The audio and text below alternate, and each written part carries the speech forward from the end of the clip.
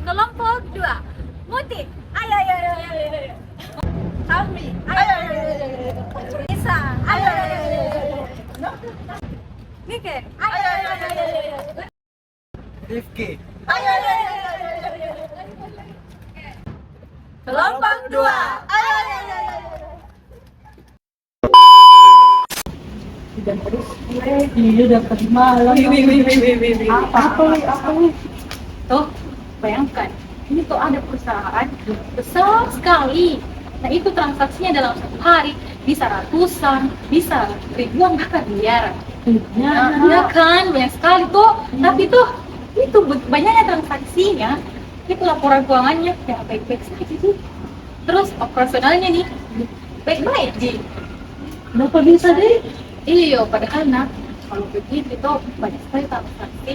Terus bagus gitu laporan, pasti ada itu laporan, pasti ada itu standar atau aturan yang tidak dia laksanakan gitu. Mereka masalah-salahnya itu baru tidak ngeliat gitu, mungkin ada bahaya larangannya.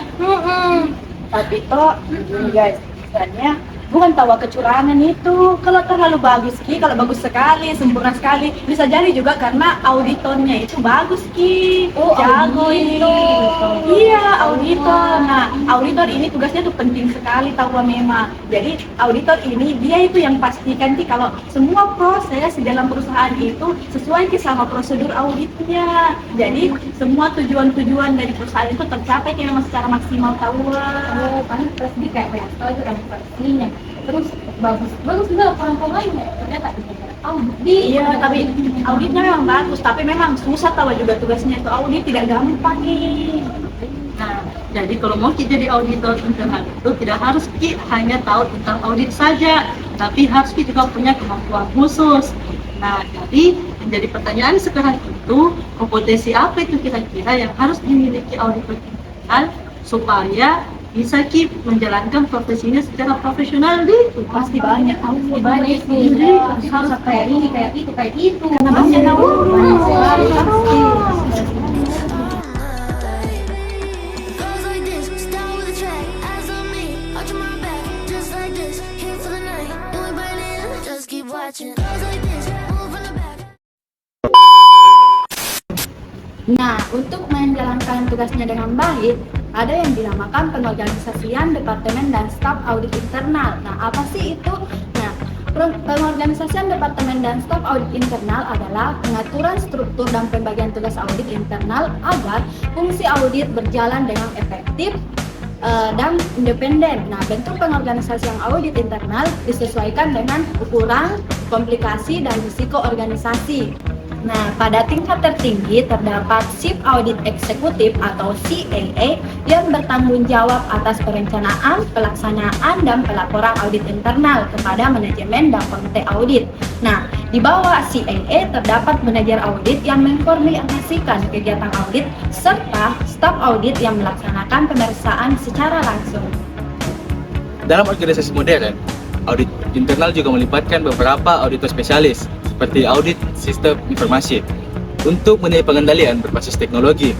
Struktur audit internal juga berbentuk terpusat atau terkombinasi dengan tujuan untuk mencapai efektivitas, independensi, dan mencapai tujuan organisasi. Supaya proses audit berjalan dengan baik dan lancar, sebuah organisasi harus memiliki kebijakan audit yang jelas. Kebijakan-kebijakan ini bisa dituangkan dalam sebuah dokumen yang kemudian disebut sebagai piagam audit internal. Nah, dalam prosesnya sendiri, audit internal dimulai dari beberapa langkah. Mulai dari yang pertama yaitu perencanaan audit berbasis risiko, kemudian dilanjutkan dengan pelaksanaan audit lapangan, kemudian penyusunan laporan hasil audit, dan diakhiri dengan pemantauan hasil rekomendasi. Selain itu, seorang auditor internal harus memegang teguh kode etik yang terdiri atas integritas, objektivitas, kemudian kerahasiaan, dan kompetensi profesional. Nah, ada pula yang dinamakan dengan kompetensi kunci auditor, di mana auditor harus memiliki keterampilan khusus agar dapat menjalankan tugasnya dengan baik. Nah, yang pertama ada keterampilan wawancara. Di sini auditor harus mampu menggali informasi secara efektif dan efisien dari manajemen dan staf audit sehingga dia mampu menggali informasi, menggali data, dan juga memberikan solusi yang tepat. Nah, yang kedua ada keterampilan pengujian audit, di mana auditor harus mampu melaksanakan pengujian terhadap pengendalian internal seperti observasi fisik, uji kepatuhan, dan independen evaluasi. Nah, selanjutnya ada yang dinamakan keterampilan dokumentasi. Di sini, auditor harus mampu mendokumentasikan seluruh kegiatan auditor sehingga ia mampu menyusun laporan audit secara sistematis.